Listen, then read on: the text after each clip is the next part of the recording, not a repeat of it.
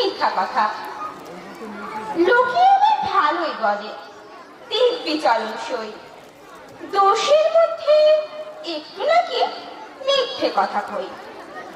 ঘাটশিলাতে যাওয়ার পথে ট্রেন ছুটেছে যখন, মায়ের কাছে বাবার কাছে করছি বকম বকম।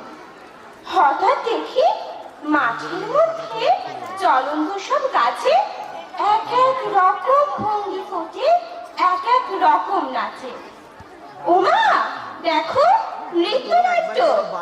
যেই বলেছি আমি, মা বকে দেয়, বড্ড তোমার বেড়েছে ফাজলামি। চিড়িয়াখানার নাম জানো তো?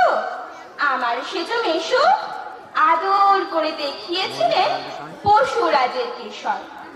কদিন পরে চুন খসানো দেওয়াল জুড়ে একই অবিকল ঠিক সেই রকমের মূর্তি যেন দেখি। ক্লাসের মধ্যে যেই বলেছি সুরঞ্জনের কাছে, জানিস আমার ঘরের মধ্যে সিংহ বাঁধা আছে। শুনতে পেয়ে দিদিমণি অমনি বলে, শোনো এসব কথা আবার যেন না শুনি কখনো। বলি না তাই সেসব কথা, সামনে থাকি খুব। কিন্তু সেদিন হয়েছে কি, এমনই বেয়াকুব, আকাশবাণী আবারও আমার চোখ গিয়েছে আজকে। শরৎ মেঘে দেখতে পেলাম রবীন্দ্রনাথকে। Thank you.